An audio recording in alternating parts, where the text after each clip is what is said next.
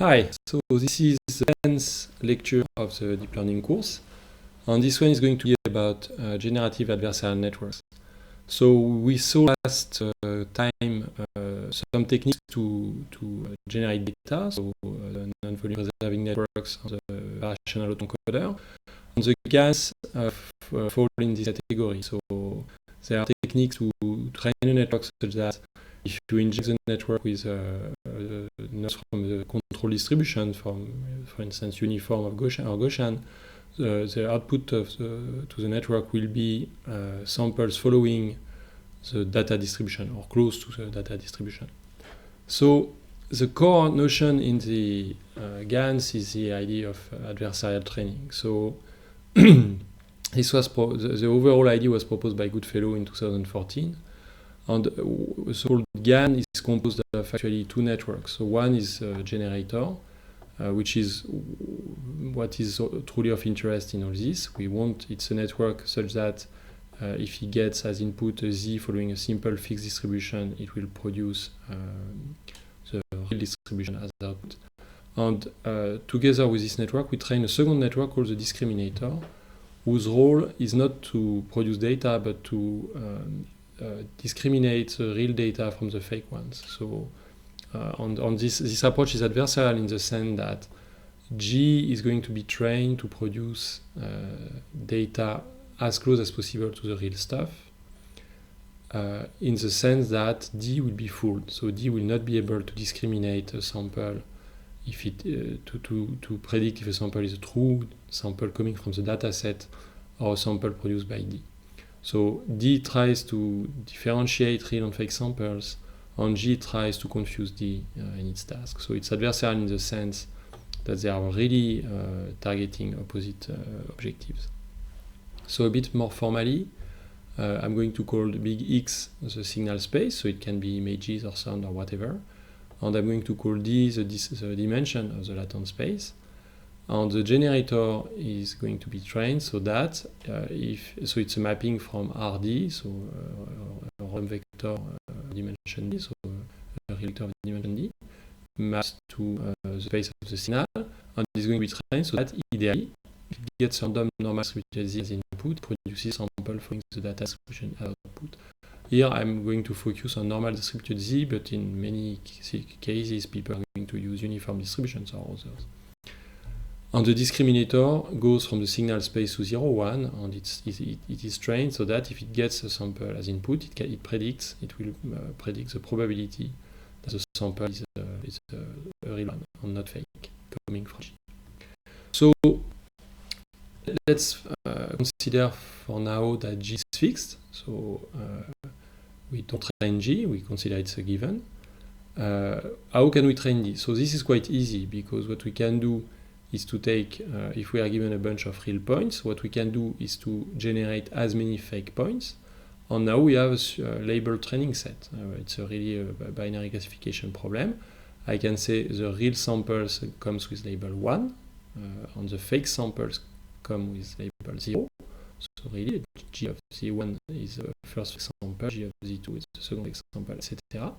And now what I can do is simply to minimize the cross entropy. So to say that the loss of D is simply the usual stuff. Here it's written because we have different notations for the class 0 and class 1. The class 1 are the X's and the class 0 are the G of Z's.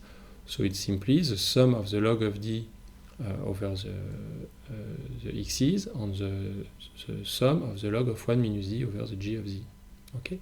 So this is really standard cross entropy when you interpret the output of D as a predicted probability that the input is a true sample. So really you want, because you have a minus sign in front, to make this whole sum small, you want that on all the true samples D is close to 1, and on all the fake samples D is close to 0. Okay, makes a lot of sense, the usual stuff. And we can rewrite this as an empirical expectation. So the sum of log of the xn can be seen as the empirical expectation of log of the x for x following the true distribution. And you can similarly interpret this expression with the empirical expectation of log of 1 minus dx for x following mu g, where mu g is distribution of the output g when you put the Gaussian density as input. So, as always, some formulas which have a very concrete meaning. You want d to tend to respond 1 on real samples and to tend to respond 0 on fake samples. And we cast this as a binary cross entropy. So now the problem is that it's slightly more complicated. It's not like G is given and we optimize D.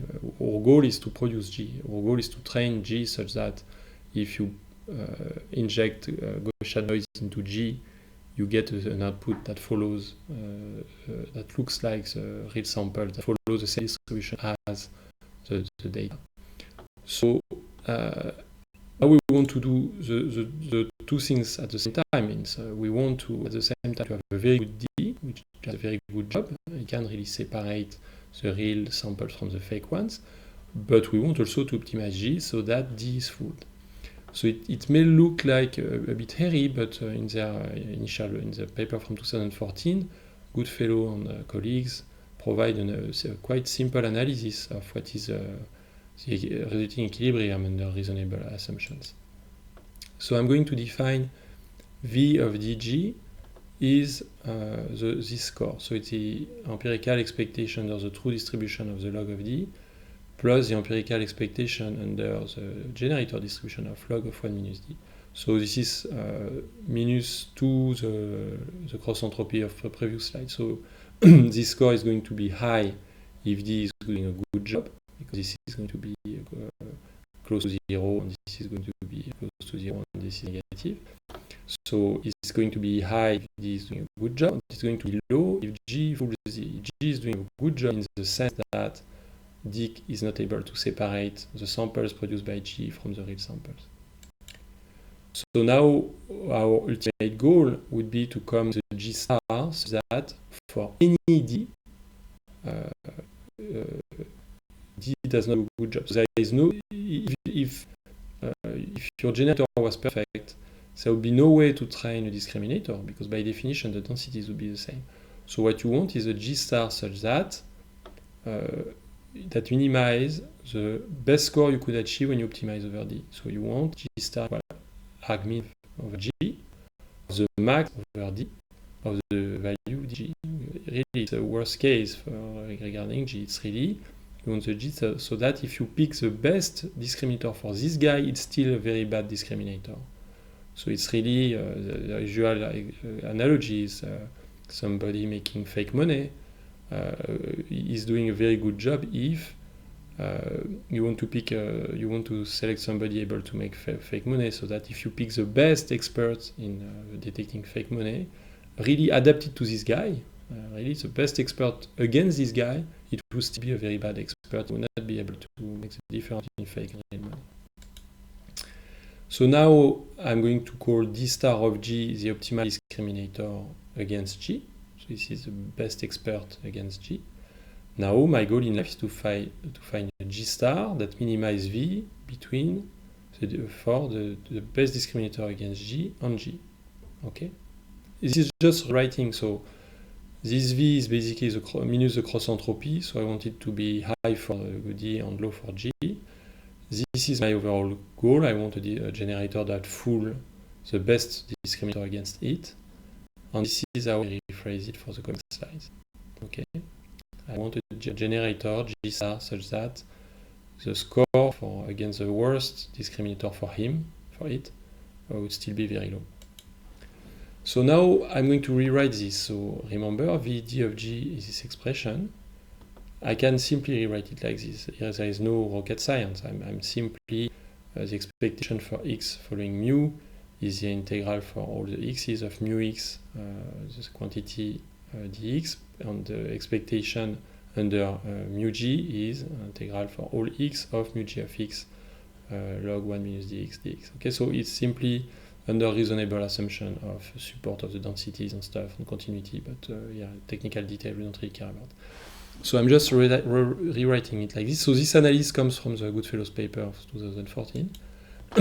And now, since pointwise, if you take a certain x and you look for the d that maximizes this quantity, so if I take any point in my integral and I just look at what would be the ideal d here to maximize the score, this is what I get, which makes a sort of sense. If the best compromise, if I'm at a point and I multiply by log d mu x and log 1 minus d mu g of x, the best I can do, the value of d that maximizes this quantity is mu x over mu x plus mu gx. It's like the ideal ratio to optimize this function. So now if I do this at every point, if I want to maximize this integral, I'm going to apply this formula at every single point. And this is what I'm going to get. I'm going to get that at every single point, if there is no, if really, here's the idea that if there is no regularization over d, if d can take any value it wants at any point, then it takes at every point the value that maximizes this quantity. And which means that at every point, the ideal discriminator against g, so d star g of x, is taking the value mu x over mu x plus mu gx. If you think about it for a second, it makes sense. If you are at a point where mu g has not put any mass, then you are super confident that this is a real sample. If you are at a point where mu is putting no mass, so you end up with 0 over 0 plus something, you go to 0. So if you are at a point where mu is 0, but mu g is not, then you are sure it's a fake and dg responds 0. dg star is 0. And if you are in between, for instance, if they are equal, if you are at a point where you are as likely to produce this sample under the real distribution as the fake, then the best you can do is 1/2. That would be the best compromise, because there is symmetry between the two decisions. Okay. So now from the previous slide we got this. We got that if there is no constraint over d, there is no limit of capacity over d, so d can do whatever it wants at every point. We got this expression for d star of g. This is the best discriminator against g. And now we can look at what is the score, because remember, this is what we want to maximize. We want a g that minimizes the score against the worst discriminator for it. And the worst discriminator for it is this guy. So now we plug this expression into the formula. So remember, we had this expression for v. So this time I'm just copying from the previous slide the expression of v of dg star on g. Now I'm replacing this quantity by this, and this quantity by this, so I get this expression. It's simply replacing this, and now the 1 minus, so I end up with mu of x minus mu of x plus mu g of x divided by blah, so I get this. And now the simple trick is I'm going to inject 1/2 at each denominator, so it's where I get my log 4.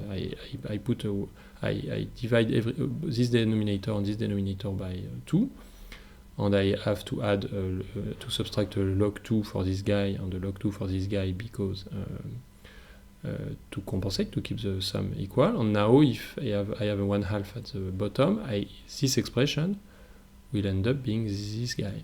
It's a Kullback-Leibler divergence between mu and the average of mu and mu g, plus, coming from this term, Kullback-Leibler divergence between mu g and the average of mu and mu g. And the log 4 comes from this 1/2 that I've injected in both, that also appear here. On surprise, this stuff is actually the Jensen-Shannon divergence, so twice. So in the end, to put all this together, the v between g and its worst discriminator end up being twice the divergence of Jensen-Shannon divergence minus a constant. This is again by definition. The Jensen-Shannon divergence is simply 1/2 this plus 1/2 that. So it's a symmetrization of the Kullback-Leibler divergence.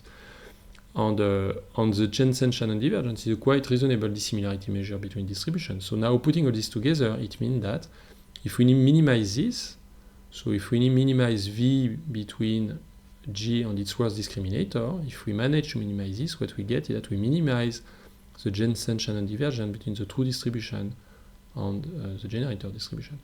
And again, it's a lot of formulas to get something quite intuitive. If you want to confuse as much as you can, the best you can do is to make the distribution the same, because then looking at any point, looking at mu and mu g at any point does not give you any information. If they are equal everywhere, you cannot make any decision for one or the other. The only moment where you can make a decision is at a point where mu and mu g have very different values. If they have the same values, then you're done. You can't make a decision. The discriminator will do a terrible job. So to recapitulate the previous slides, if there is no capacity limitation for D, so if D is infinitely powerful, it can mimic, it can approximate any functional, and if we define this score, computing the generator that minimizes the maximum over D of this score, which is what we want, amounts to computing the G that minimizes the Jensen-Shan divergence between the true distribution and the generator distribution. So it's very, very satisfying intellectually. Now, a bit of warning. In this analysis, what we did was not only to make an assumption that D has infinite capacity, but also that we optimize D fully every time for any G. So it's really, there is this max over D inside the argmin for G, which in practice would mean something like you are going to optimize your G, and every time you optimize a bit your G, you fully optimize your D. So this is untractable computationally. It would make no sense, because this would correspond to having basically a full gradient descent for D for every step you do for G. So it's never what we do in practice, and in the coming slides, in the little example, in the next slides, what I do is simply to alternate one step for G, one gradient step for G, and one gradient step for D. And we see that it's sufficient to get nice results, at least on the examples. So the code is quite simple. So here I'm going to consider a toy example where the data are in two dimensions. So my generator is a one hidden layer perceptron, which has, so the dimension of Z here is 8. The hidden dimension of my one hidden layer perceptron is NB hidden, which is 100. It's simply linear layer, ReLU, and then linear layer that produces two coordinates corresponding to the location in the 2D plan. And the discriminator is going to take as input a sample in the signal space, which is of 2 dimensions. And again, it's going to be a one hidden layer perceptron with ReLU that produce probability as output. So it has a final non-linearity sigmoid on the single value. Okay. So the training is very, very straightforward. I create an Adam optimizer for G that optimize G parameters. Same for D. So I have my two optimizers. So it's something we have not done yet in the course, but it's quite simple. We can definitely have two different optimizers. I'm going to do a bunch of epochs, and then what I'm going to do is to go through my real sample. So in real sample, I have a bunch of pairs of points coming from a real distribution. We will see a few examples. I split them in batch size. Then I generate a random vector following a normal noise, which of the same size. So the number of samples in this batch is the same as the number of samples in the real batch, and the dimension of this tensor is the dimension of the latent space, which is here it's 8. Then I create my fake batch by just running those guys through the generator. My real batch is my real batch. I just put into a variable. Then I compute the scores of the discriminator on the fake, and the scores of the discriminator on the real.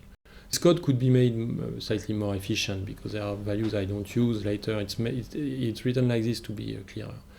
And then if this is an even iteration, I'm going to optimize G, which is I compute the loss simply on the fake, because changing the response of G does not change the response of D over the real sample, so the loss does not should just involve the score of the fake.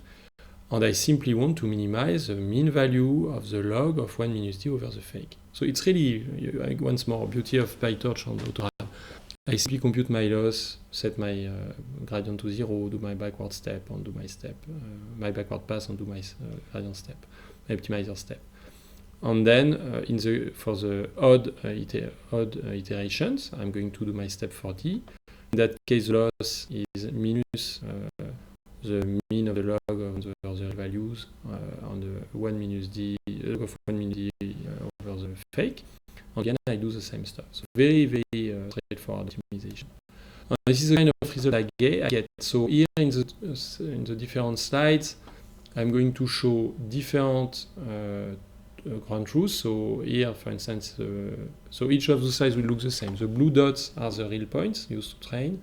The red dots are the synthetic points generated by injecting Gaussian noise to the generator. And I'm showing for different ground truth distribution for the blue. Here it's a Gaussian, it's a sanity check. And for different dimension of the latent space. So here, the latent space is dimension 2. On the true target distribution, the real distribution of the data is a normal distribution. We see that it's not so great. If I increase a bit the dimension of the latent space, it improves, and if I make it big enough, it's quite good. Okay. If I move to another distribution, so those one are the same I use for the NVP examples. So it's a kind of a moon croissant. We see, so it's a deformed Gaussian. We see again that with two dimensions, the latent space is not so great, and then we increase it, gets better and better. And really, this is the code described in the previous slide. It worked immediately like this without tuning. The only thing that may look a bit unsatisfying is that we really have to have a latent space dimension far greater than the signal space dimension, which was not the case for NVP. Another example.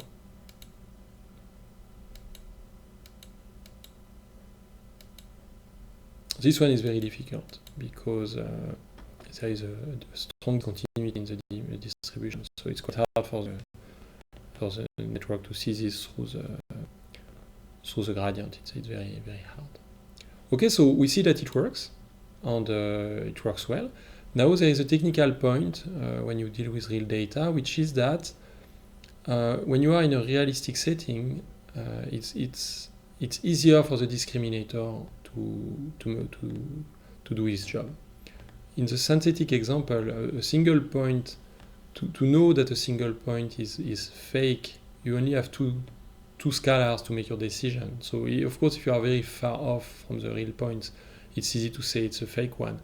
But as soon as you are close enough, you're done. You have no way of knowing it's a fake point.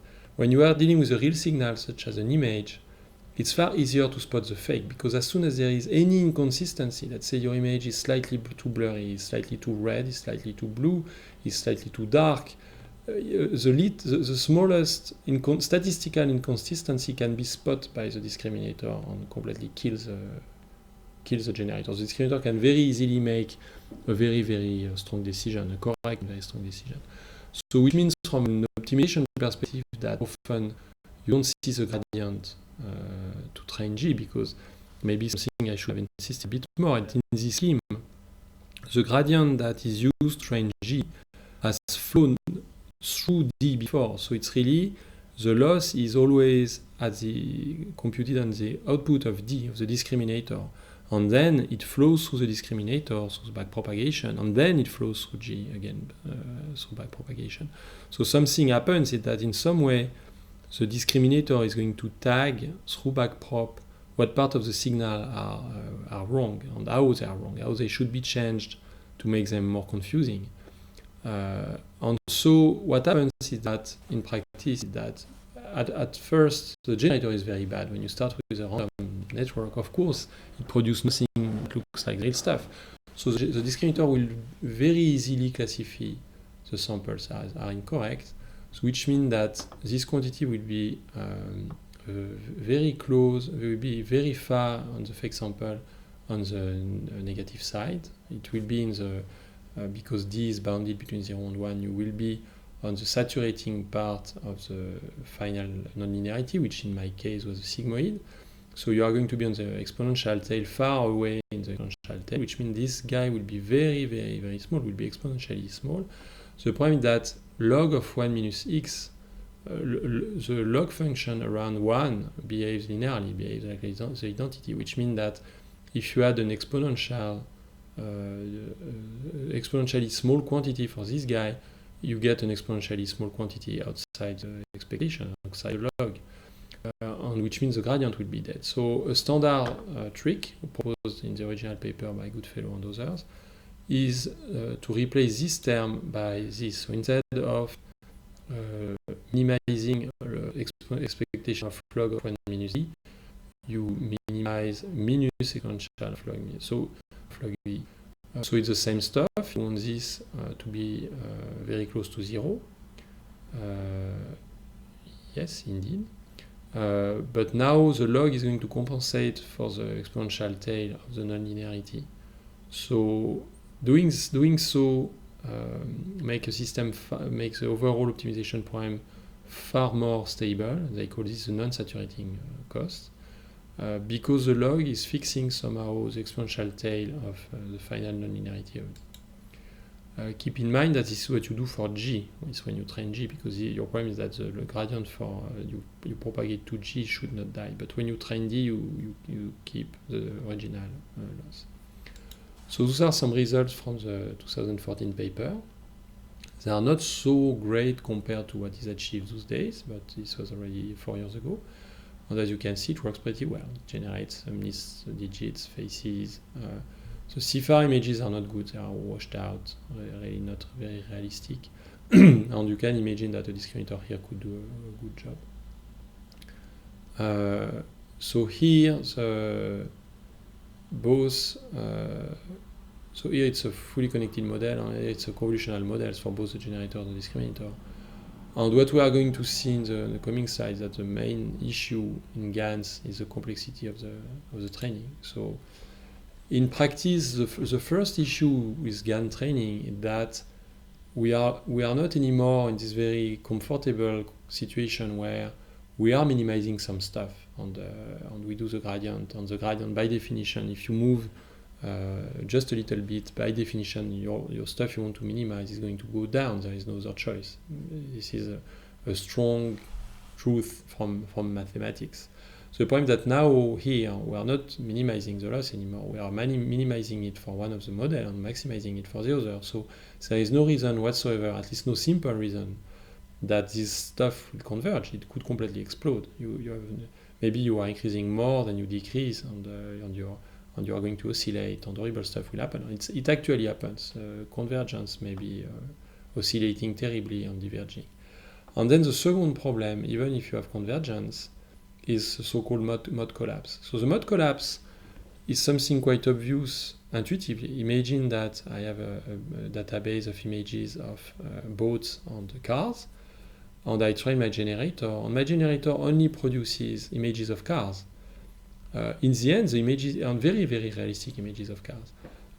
Doing so intuitively would fool the discriminator, because the discriminator would get either boat images or real car images or fake car images which look like the real stuff. It has no way, when it gets a fake car image, to know that it's a fake one, because the generator does a very good job.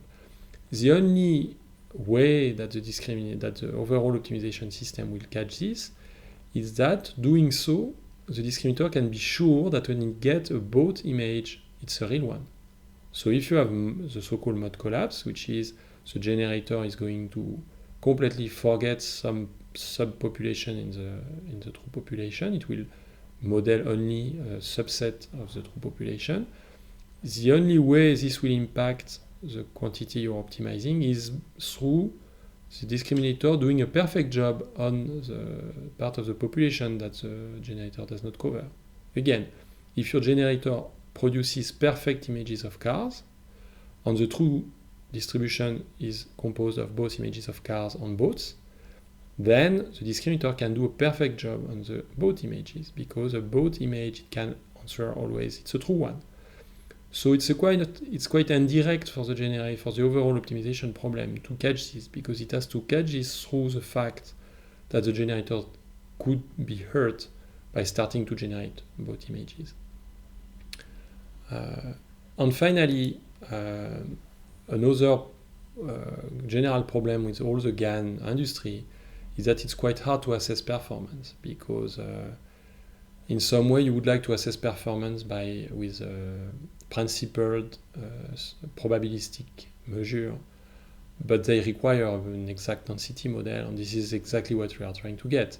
So there is a kind of a fundamental issue. It's very hard to know if a distribution is truly mimicking another distribution, because this is what you are trying to do in the first place. So there are indirect ways of doing this. There is an inception score, for instance, where you at least check that when you classify your fake images and you look at classification, the predicted classes from reasonably efficient classification networks such as VGG, the classes appear with the same probabilities as they appear in the real data set, which means that maybe you are mod collapsing and you are generating only blue cars and not cars of all colors, but at least you are generating for CFAR trucks, frogs, planes, boats, and whatever. You are not completely discarding a full class. But in practice, often, if you look at the literature, there is a bit of a beauty contest feeling. People would just say, look at my sample, they are fantastic. So now we come to one of the important practical paper for GANs, for images, which is a paper about deep convolutional GAN. So it makes sense. What we have seen in the example was a fully connected architecture, and it makes sense to want to use the technology we have at our disposal for images, both for the generator and the discriminator. So we saw with NVP and with autoencoders or with variational autoencoders that convolutional layers and transpose convolutional layers and other generative kind of layers allow to produce very realistic samples. So it makes sense to believe that we should use this for GAN in the context of GANs. If you try directly, it's quite nightmarish. So it's very difficult to design an architecture from scratch and put it in a GAN and train the discriminator and the generator jointly. And so there's this paper from 2015 by Radford et al. Where they looked at, they really tried to make it work, and they really investigated all the technical tricks and hacks to make it work. And as they wrote themselves, we also encountered difficulties attempting to scale GANs using CNN architectures commonly used in supervised literature. However, after extensive model exploration, I love this kind of phrasing, extensive model exploration. And if I'm correct, those guys were at Facebook, so they had some computation power under the hood.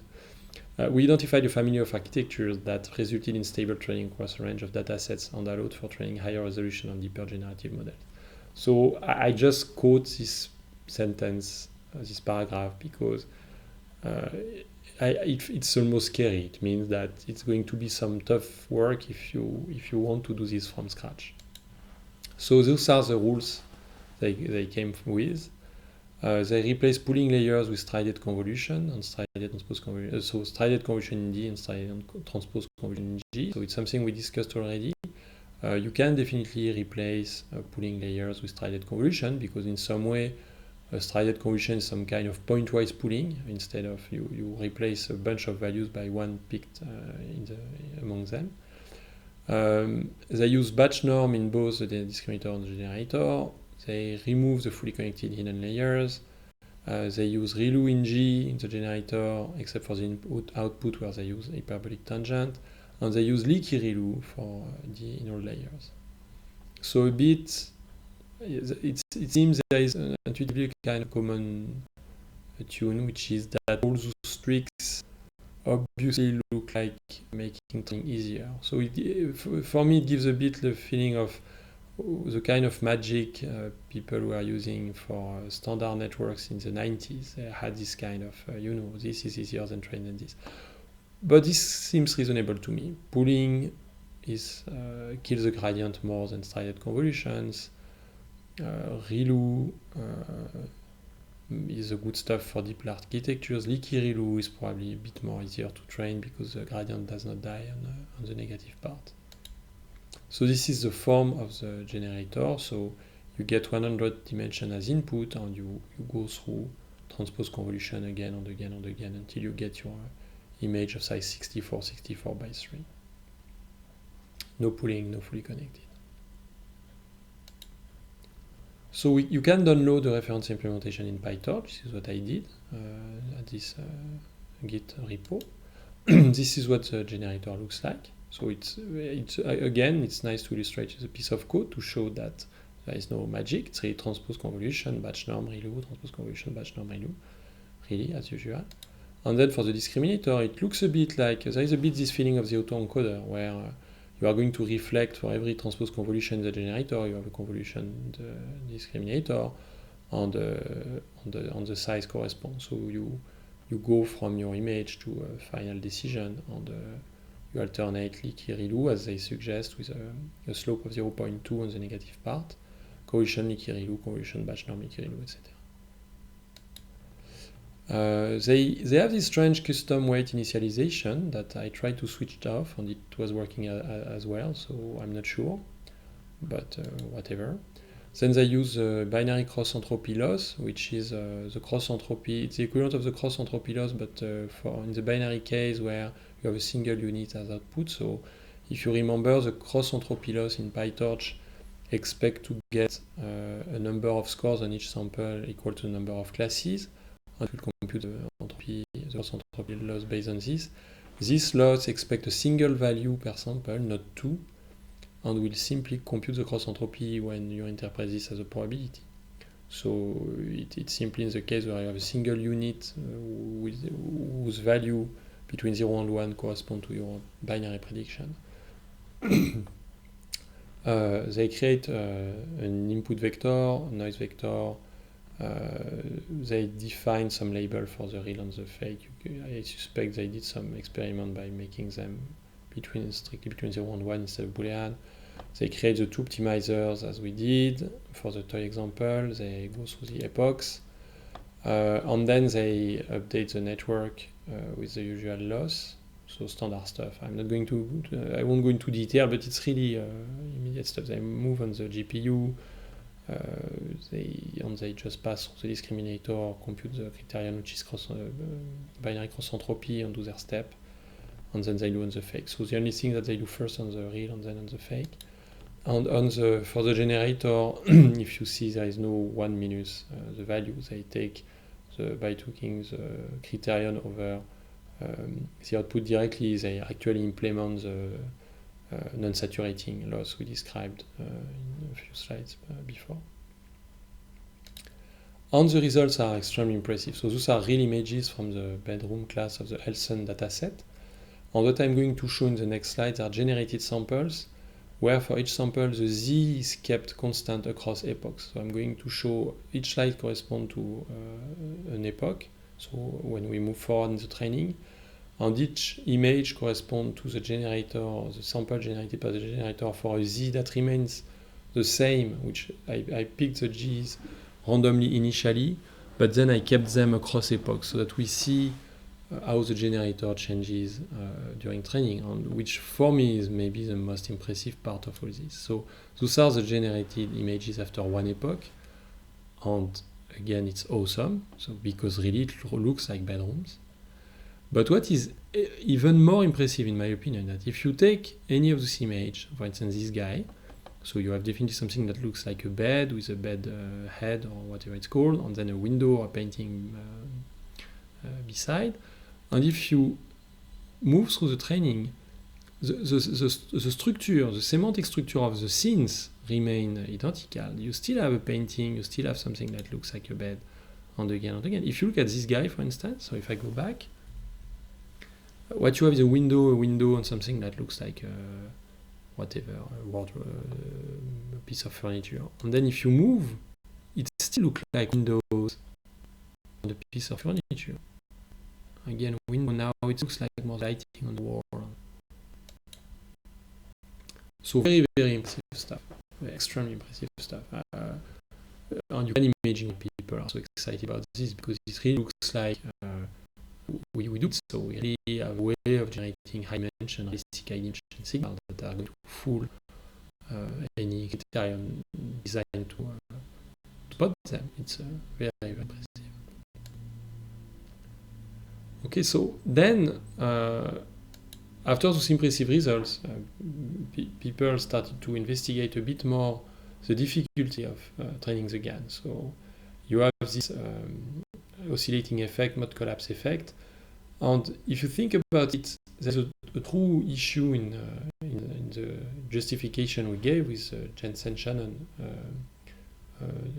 divergence, which is that Jensen-Shannon divergence or all others like Kullback-Leibler, and even if you are looking at the L2 norm between the distributions, this accounts extremely poorly for the metric structure of the space where the data points are living.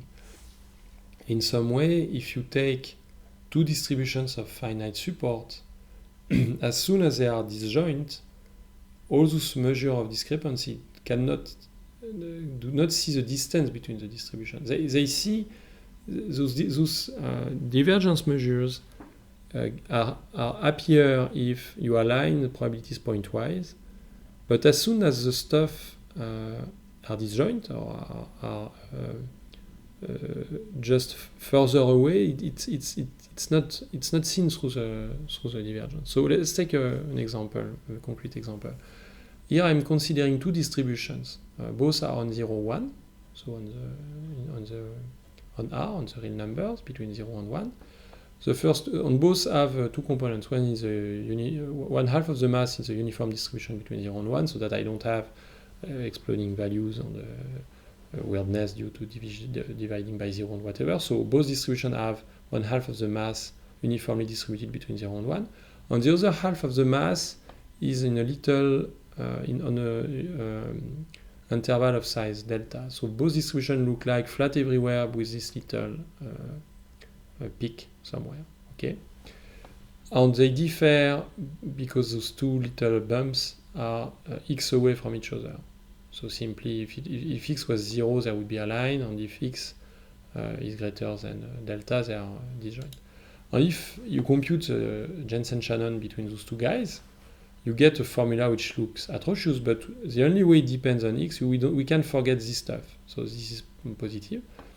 But what truly matters is that in front is the minimum of delta on x, of absolute value of x, which makes sense. As soon as those two blocks, this guy and this guy, are disjoint, the Jensen-Shannon does not see that increasing x makes the situation even worse, because it does not, in terms of aligning densities, without taking into account metric, which Jensen-Shannon is not about. Jensen-Shannon or Kullback-Leibler and all those guys have nothing to do with the metric structure of the space. They are purely probabilistic quantities.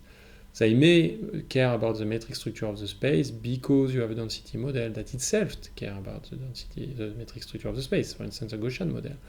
But as soon as it is not the case, on which it's not the case, as soon as those two little blocks are further apart than delta, so they are disjoint, you can move x even greater, the Jensen-Shannon divergence does not increase.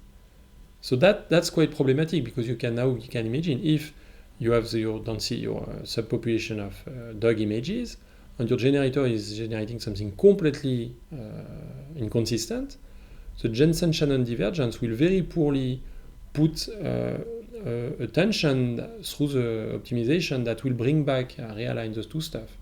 If they are slightly aligned, then Jensen-Shannon will probably push them closer to each other.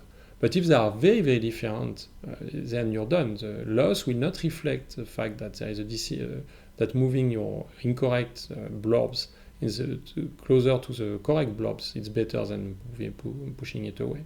Okay. Hopefully, this example illustrates this again. As soon as those two blocks are disjoint, Jensen-Shannon does not care about x anymore. An alternative to measure the distance between distributions is the Earth moving distance. And it takes explicitly into account the Euclidean structure of the signal space.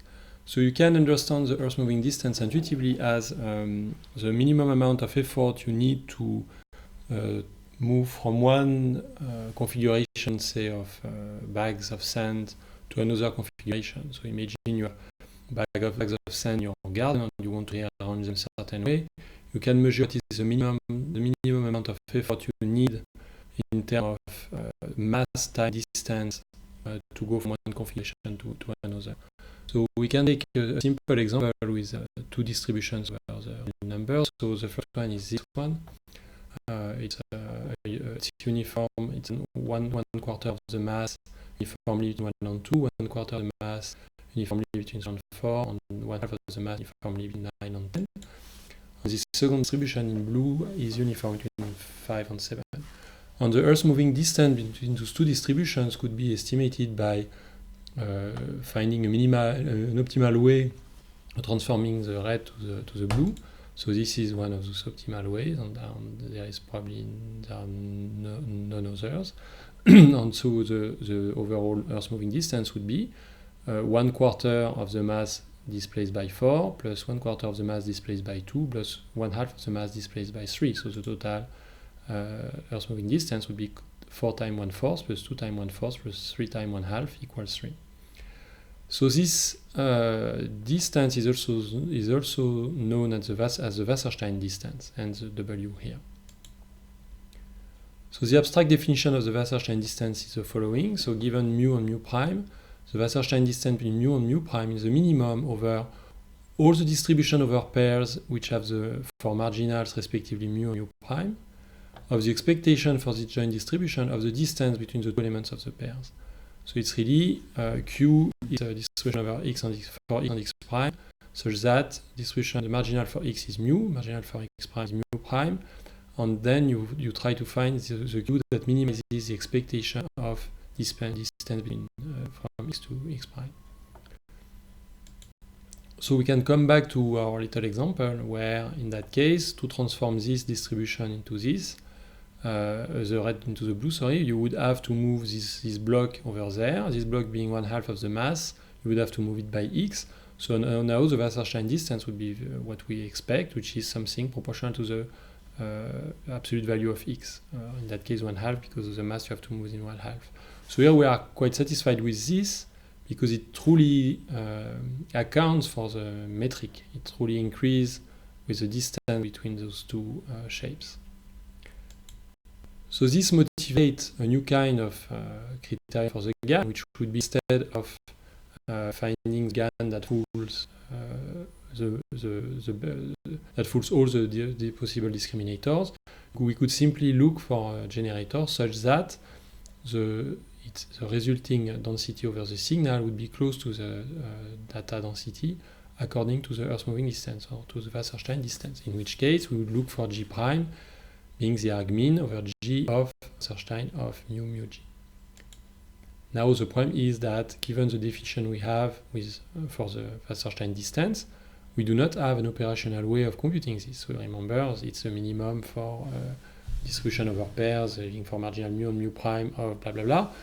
This is far too complicated. We have no way of computing this operationally so far, and even less ways to compute the derivative if we want to do the optimization. So here comes a very, very powerful result, which is a duality theorem from Kantorovich and Rubinstein, which states that the Wasserstein distance between two distributions can be also expressed as the maximum over all functions whose Lipschitz constant is smaller than 1. I will come back to this. Of the expectation of f under the first distribution minus the expectation of f under the second distribution. And the Lipschitz constant is the maximum of the it's a maximum slope, basically. It's the maximum of the ratio between the distance between values divided by the distance between the points. So this states that the Wasserstein distance between two distributions is what is the best you can achieve in terms of difference of expectation for one distribution and the other, given that the functional cannot have a slope greater than 1, which means intuitively what it would do, it would tend to get, for instance, a very positive value over the first distribution and change as fast as possible when it goes to the second distribution. But given that the slope is bounded, this would reflect the distance between the two distributions. The function cannot change more than the distance. This is a bit hand-wavy explanation, but the f cannot change more than the distance between the distributions in some way, because the slope cannot be greater than 1. So if we come back to our example, let's take our two distributions. The best you can do would be this f. So this f indeed would be as small as possible on the blue part and as high as possible on the red part. There is no way you can do better. imagine that you want to make f even more positive on the red area or even more negative on the blue area. There is no way. If you translate it, you will not do better, and you cannot make the slope steeper. And now, if we look at Wasserstein computed like this, we get back 3 times 1/4, because here the value of f, the average value of f is 3 over this domain. So you would have the expectation over the blue density would be 1/4 times 3 plus 1/4 times 1, sorry, here, plus 1/2 times 2. So this would be the expectation over the red distribution, so over mu. And this is the expectation over mu prime, where it is -1 times 1/2 plus -1 times 1/2, which is -1. So you end up with a total distance of 3. So to summarize all this, we have this very nice distance between distribution called the earth-moving or Wasserstein, which really accounts for how much effort you have. It's a transport measure, so how much effort you need to move from one distribution to the other, taking into account the Euclidean distance over the space. And if we do not have a direct expression of this from its abstract definition, but we have a very nice theorem that tells us that the distance can be also expressed as the maximum you can achieve of the difference between the expectation of one distribution and the expectation of the other distribution for a functional which has slope lesser than 1. So now stuff starts to be more interesting, because instead of looking for this, so G prime minimizing the Wasserstein distance, we can look for a G prime that minimizes the max over all the Lipschitz-1 functionals of this difference. And this now start to look a lot like GAN we have seen before, because imagine that my functional that I named D is a deep model. Now we get something very similar. We are going to optimize one model so that when we optimize the other one to discriminate as much as we can, we still do a good job. So the only difference is that now there is no log in there, so there is no saturating effect, and also, but in some way there is no free lunge, so the saturating effect is now moved in this L1 penalty, in this Lipschitz penalty, which is that instead of preventing the system to achieve greater difference but just multiplying things by a factor, which would be a way of making this bigger, here it's controlled through this constraint, because if you were just multiplying D by a constant at some point, you would not verify the constraint. For the standard GAN, you had this saturating part of the loss. So if we were making your discriminator greater and greater, it would at some point does not bring anything. Anyway, so this is very similar to the standard GAN, except that now we have this problem. How do we do the optimization of the model under the constraint that the Lipschitz semi-norm is smaller than 1? And what they do in their original paper about the Wasserstein GAN is simply to clip the weights of the discriminator. So if you think about it, when you look at the slope, the Lipschitz constant of the discriminator, if you take the signal and you send it through the discriminator, every time it goes through a ReLU, the slope cannot increase, it can only increase, so it can only be multiplied at most by 1 or by 0 if you're on the negative side. And when you go through a linear layer, at most you pay something which is, let's say, proportional to the maximum of the weight. So if you control the weights, if the weights are clipped, you say the weights cannot be greater than delta, you know that the overall model cannot have a slope greater than something which goes down with delta. So clipping the weight will force the Lipschitz semi-norm to an upper bound, which may not be 1, but this we don't care. In the end, what you need is a constraint over the Lipschitz semi-norm, maybe not 1. So the benefits that they observe is that they have a greater stability of the learning process, both in principle and in their experiments. They do not witness mode collapse. So this can be understood intuitively through the fact that even if your distributions are far away, the Wasserstein distance will see it and try to bring them together. And also they observe a greater interpretability of the loss. So it's true that we have not seen this in the slides, but it's something observed that when you look at the score during training of a GAN, the value you observe are very poor, reflect very poorly the quality of the sample you produce. So a figure from the Arjovski paper, which illustrates the difference between a GAN discriminator and the Wasserstein-GAN, what they call a critique, which is a Wasserstein-GAN discriminator. So the GAN discriminator in the standard GAN can, if the true distribution are those two guys, if this is the distribution of the real data and this is the distribution of the fake data, the response of the discriminator could be very steep, because as soon as the Gaussians are so disjoint in this area that there is no way a point here could be produced by the green distribution, so you're sure it comes from the blue, and here you're sure it comes from the green, so the decision boundary goes down very, very quickly.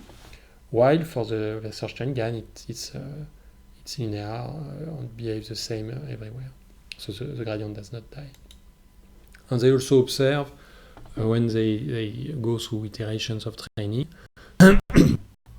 that the quality of the samples is properly reflected by the score of the Wasserstein distance.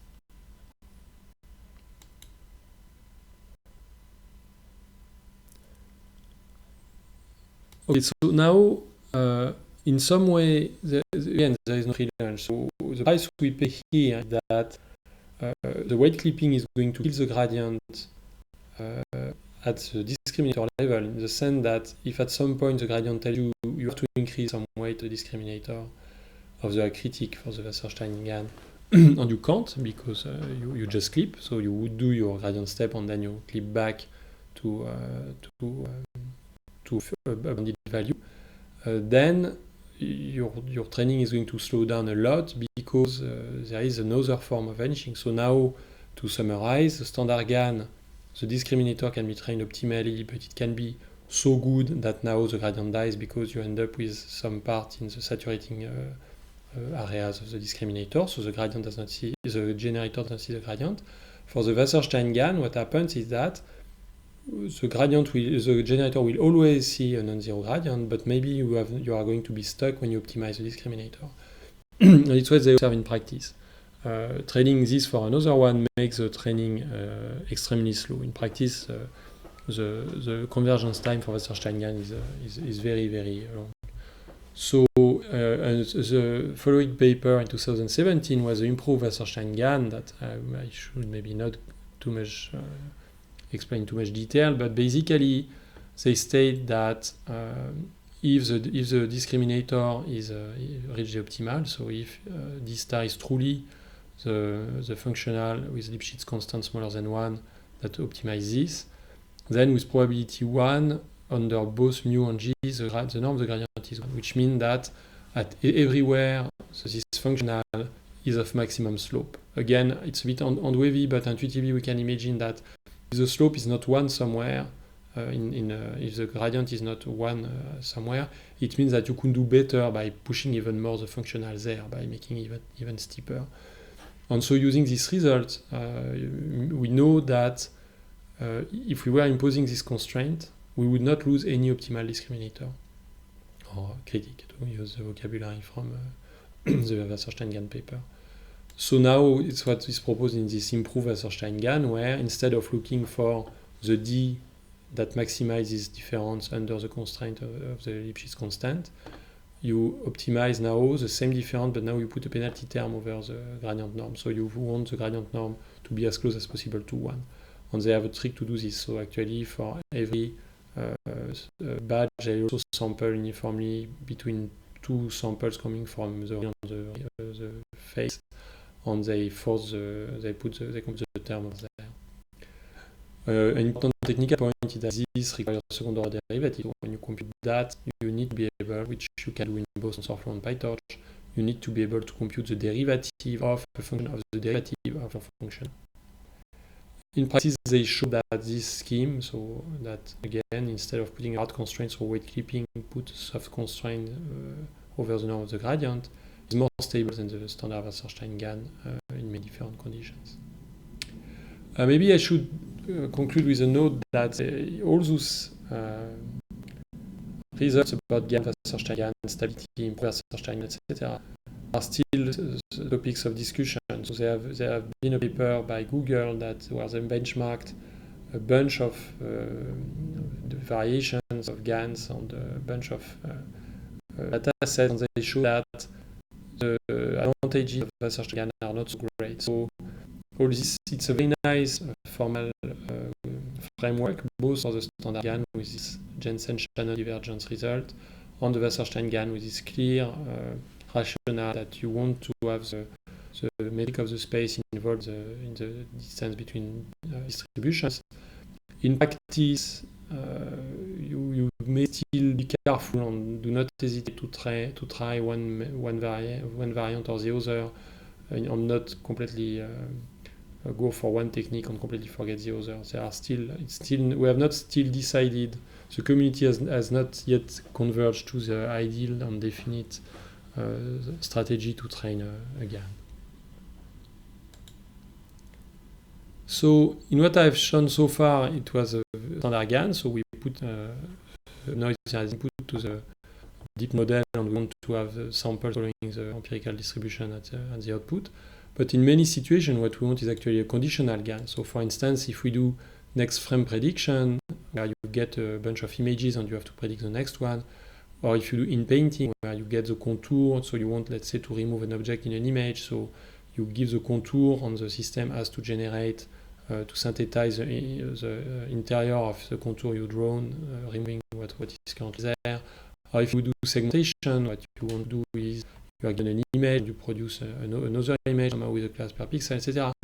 All those tasks require us to indeed synthesize a high-dimension signal, but this high-dimension signal should be conditioned by another signal. So in that case, the previous frames, in that case, the contour on the neighbor of the part you want to in-paint, here the input image, and here the input image also. So this requires a conditional GAN. So the first version was proposed by Mirza and Sindero in 2014, and they did something very straightforward. So instead of having simply a discriminator that takes what the generator produces and the generator that takes random noise, here the discriminator takes two images, so the one you condition on and the one you produce, and the generator also takes random noise on the quantity that should condition the signal to produce. So for instance, to generate these characters, their noise is going to be, in their case, uniform noise of dimension 100 between 0 and 1.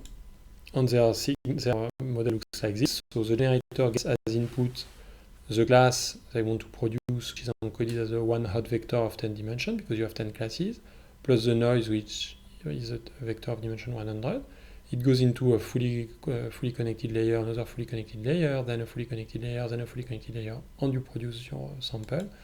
And then the discriminator has two max out layers, one taking the conditioning quantity as input, then another max out fully connected on the result. And so you can expect that the generator will learn that to not be detected by the discriminator, it has to take into account the class.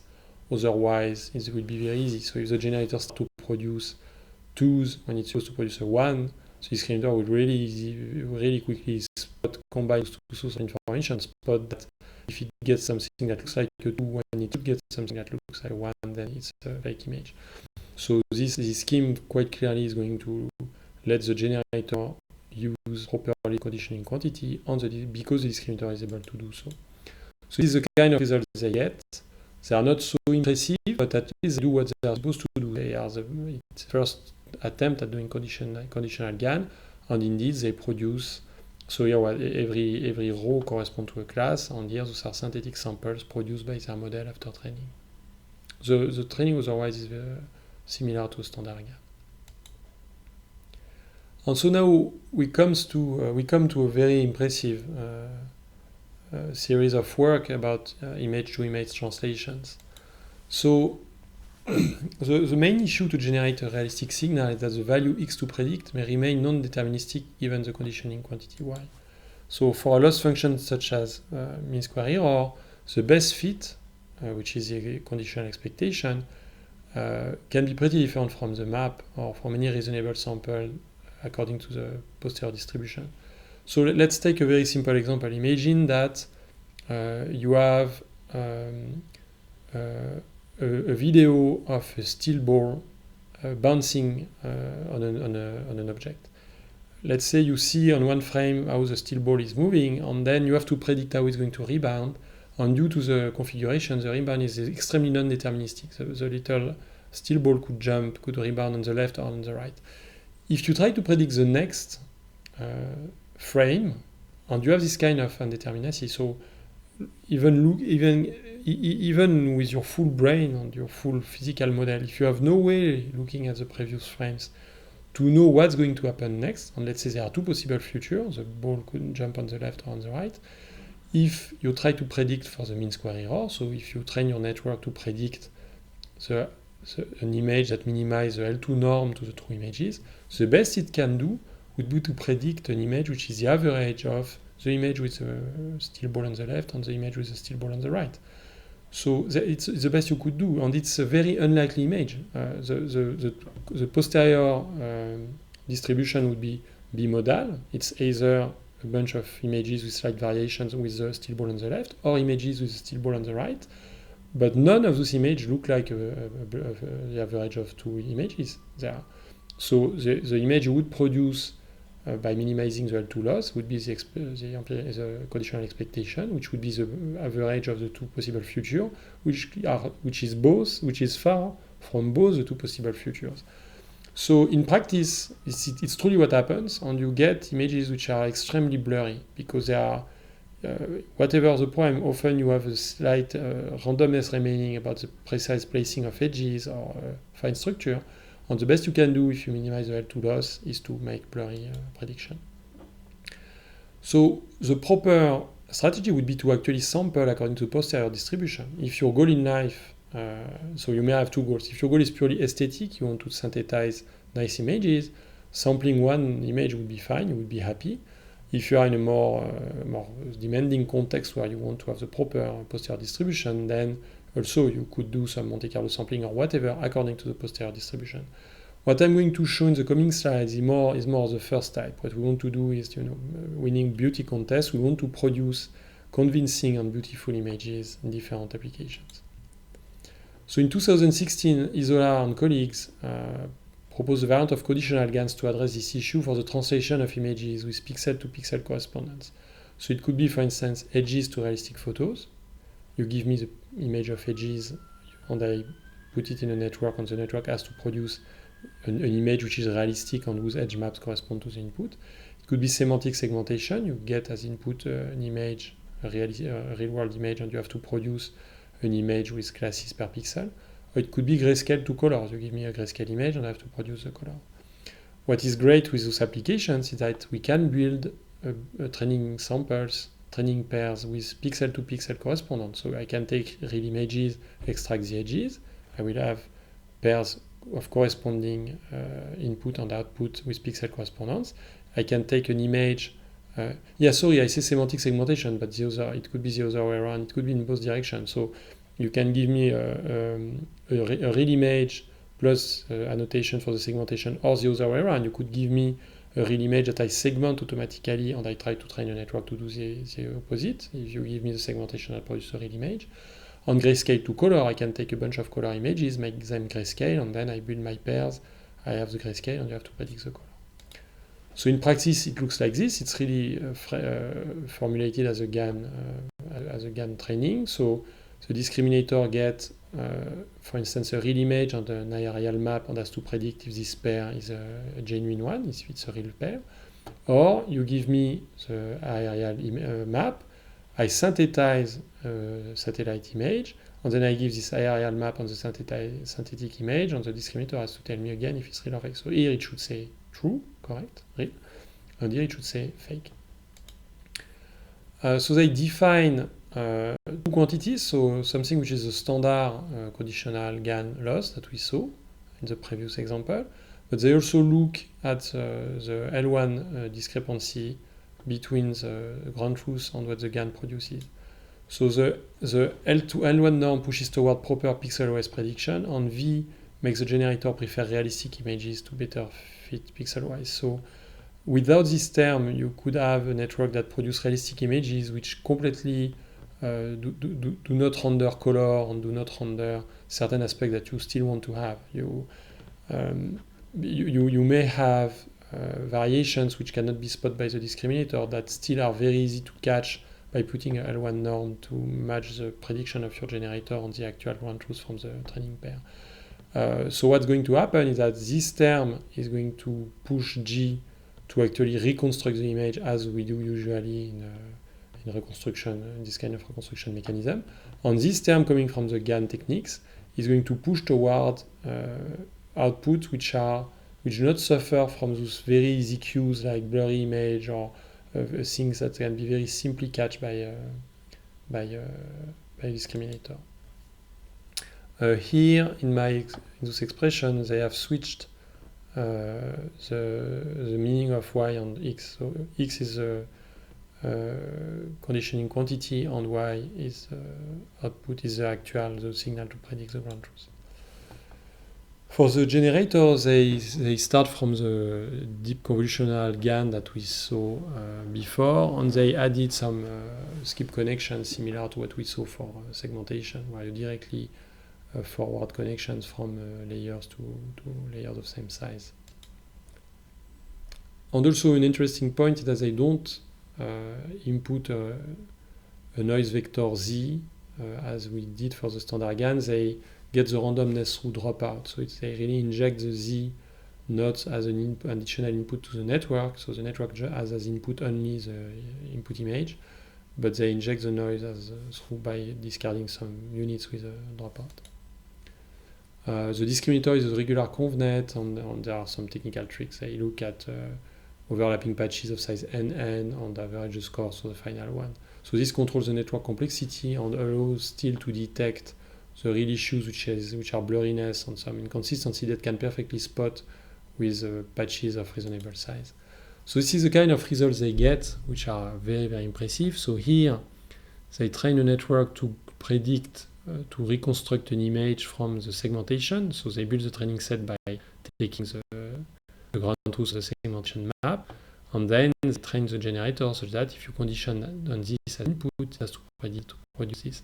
So if the loss is L1, as usual, we see that we have all those blurry effects as expected.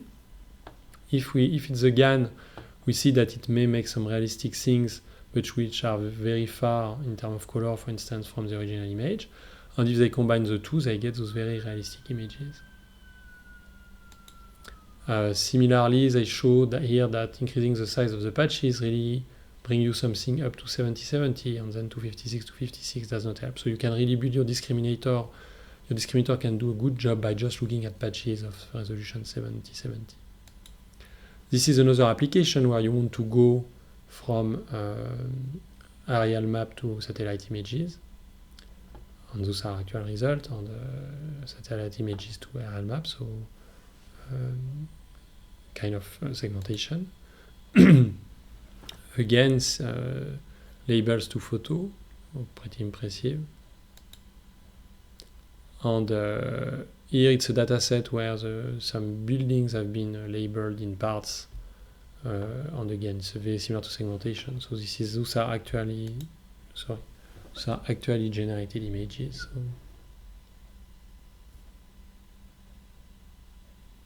So again, in case it's not clear, the network has this stuff as input and produce this as output. Here it's converting a day image to a night image. So this is the ground truth, this is the output, so it works beautifully again. Of course, it cannot spot that there are lights. It can spot that a city has some light, but a road can be perfectly obscure, so it makes a lot of sense. And here, one more example where the network gets edge maps as input and has to produce the actual image. This is the ground truth, this is what the network produces. And what is very, very nice. So here, the interesting stuff is that you can produce this training set by just taking a bunch of real images and extracting the edges with a canonical edge detector algorithm. And here what they do, which is very, very nice, that they apply the same algorithm to on drawing, and we see that it generates images. Sorry. So the main drawback of this technique is that it requires pairs of samples with pixel-to-pixel correspondence. So in everything we have seen so far, in those image translation, we had access to a training set where there were pixel correspondence. The edges were at the right location of the edges, and the segmentation was exactly consistent. And in many cases, what the ideal would be, you give me a bunch of images of apples, say, and a bunch of images of oranges, and then I would be able to build a model that if you give me an apple, it will transform it into an orange. And what they did in a following work, which is image-to-image translation without those pixel correspondence. So what they consider now is X is the space of the first type of images, Y is the space of the other type of images. And they are going to build two mappings, one going from one space to the other and the other going back. And what they want basically is to be able to take an image of the first type, let's say an image of a horse, map it to the space as an image that look like an image of a zebra. Then they want to come back, reconstruct the exact same image of horse, and they want that the intermediate image built in the zebra set would not be spotted as a fake by a discriminator trained to spot fake zebra images. So they are going to build, to summarize, they are going to build one translator that goes from horse to zebra images, one translator that goes from zebra to horses, and two discriminators, one to spot fake horses and one to spot fake zebras. And what they want is that if you take an image of a horse, map it to a zebra, and map back to a horse, you get back the same horse image. And if you take an image of a zebra, map it to the horse, and map it back, you get something very close to what you were starting from. And on top of this, they want that this image would not be spotted as a fake zebra by this guy, and that this image will not be spotted as fake horse by this guy. So now, the strong assumption behind this algorithm is that as long as you are using very similar classes, so you see I took apples on the oranges or zebra on horses, then the best way to do this reconstruction would be to keep all the large structure, the location of the legs and the head and whatever at the same location, because this is the best you can do to be able to reconstruct your image after. So there is a very strong assumption here that this cycle consistency, which is you take a horse image, make it like looking at the zebra, and you to come back. The best way to maintain the information would be the zebra would be configured, would be positioned exactly like the horse in the original image. So the generator is from Johnson et al. 2016, an updated version of the one from Radford et al., but very similar. And the loss they optimize alternatively is basically a GAN loss for to be sure you spot fake horse, and a GAN loss you spot fake zebra, and plus the construction term when you go from horse to zebra and zebra to horse, and another one when you go to zebra to horse and horse to zebra. And they use also a quadratic loss instead of the usual log. So there is a family of GANs where the loss for the GANs is based on a quadratic penalty instead of the log. And as always, there are plenty of specific technical details in the models on the training. So for instance, they use a history of generated images to make the learning more stable. But we come to the results, which are awesome. So here they convert a Monet painting to a photo. So again, those things have been trained because, of course, you do not have a pixel-to-pixel correspondence between photography and Monet pictures. So you train with a bunch of paintings from Monet, a bunch of images of landscapes, and then you have this translation on the same zebra to horse. Those are actual results. Horse to zebra, summer to winter, winter to summer, etc., etc. Extremely impressive stuff. So now it's always a question of how much it was cherry-picked, but in this type of application where what you want to provide is a help to designers on image production, it's absolutely fantastic because you can imagine if this can be done in 5 seconds, how much work it would save to an operator. Apple to oranges, oranges to apples, oranges to apples, oranges to apples. So, while GANs are often used for their theoretical ability to model a distribution fully and accurately, generating consistent samples is enough for image-to-image translation. So here again, in those applications, we do not really care if we actually model the true posterior. We just care that we get a nice image. So in particular, if you have mode collapse, let's say if I convert, if you give me the segmentation of a building facade and I am supposed to reconstruct the true building, the posterior distribution is quite complicated simply because the painting, the color could differ. There are plenty of possible colors. But here we don't care. Even if you have a mode collapse and you actually model one color among many, the image you produce is very good. So the key aspect here of the GAN is not really its ability to model properly the true posterior distribution, but more to serve as a powerful perceptual loss. So we have outsourced the loss itself to a complicated trained model instead of designing it by hand like the L2 or L1 loss. So the last part for today is a bit of PyTorch about how to save models and how to make checkpoints, because we have not seen this yet. It's quite an important topic. So saving and loading models is key to use models trained previously. So it's something you want to do often. You train once and then you're going to use your model again and again for reference.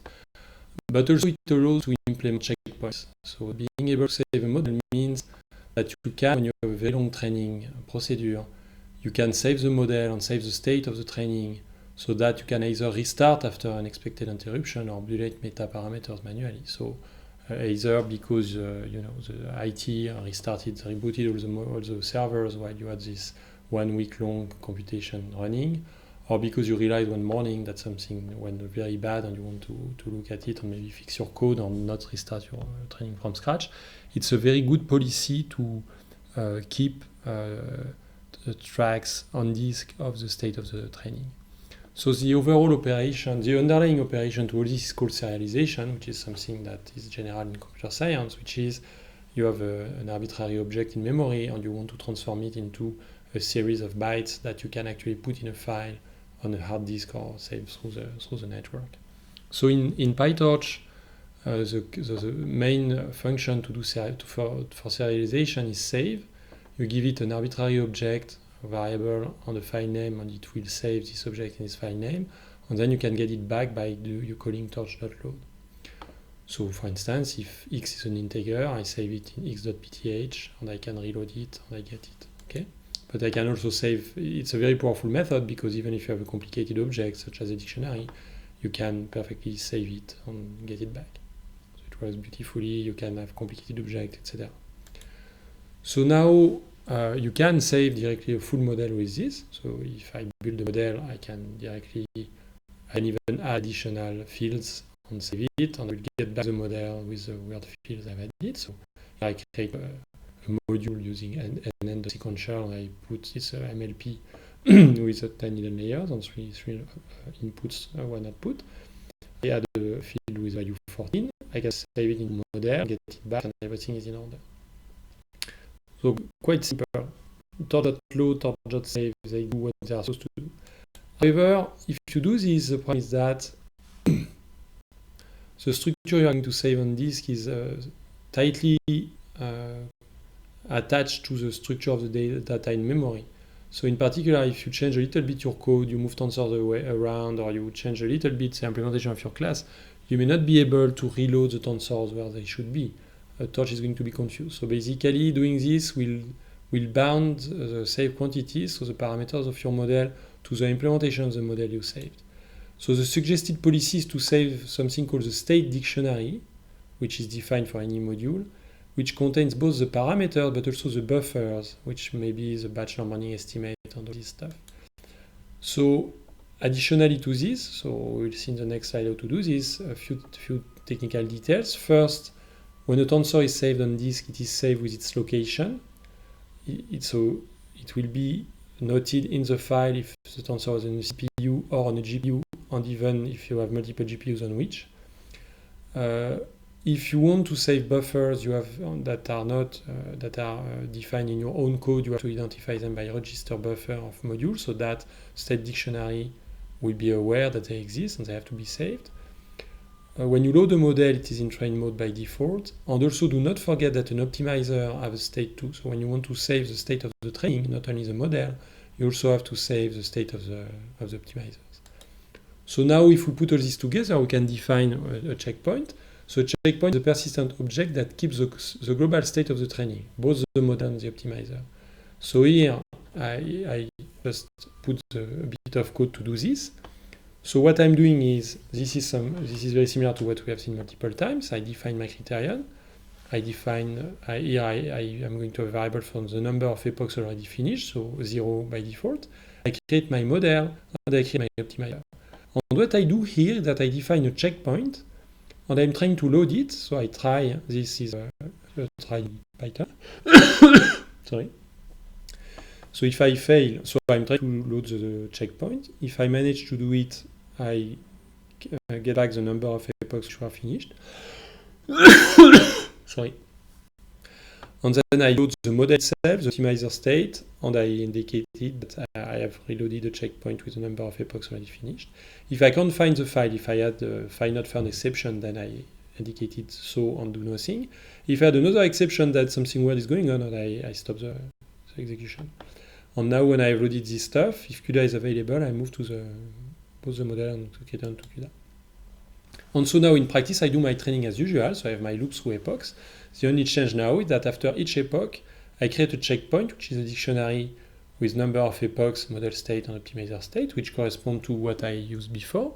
If you see, I got back the number of epochs finished by taking the number of epochs finished from the dictionary, on the model state and the optimizer state. And then I solve it into the checkpoint. And this works beautifully. So if I start my training and kill it with kill all Python, so I kill the process at the system level, which is very brutal. Then if I start it again, it starts where it was. So it kept track of the number of epochs finished, and will start from there. Everything works. So it's a very simple concept. This piece of code I wrote here is quite general, so you can definitely use it. But note that since the model saves information about the GPU and CPU where the storage is located, there may be issues if the model is loaded on a different hardware configuration. And this can be extremely frustrating. It's something I've seen at work.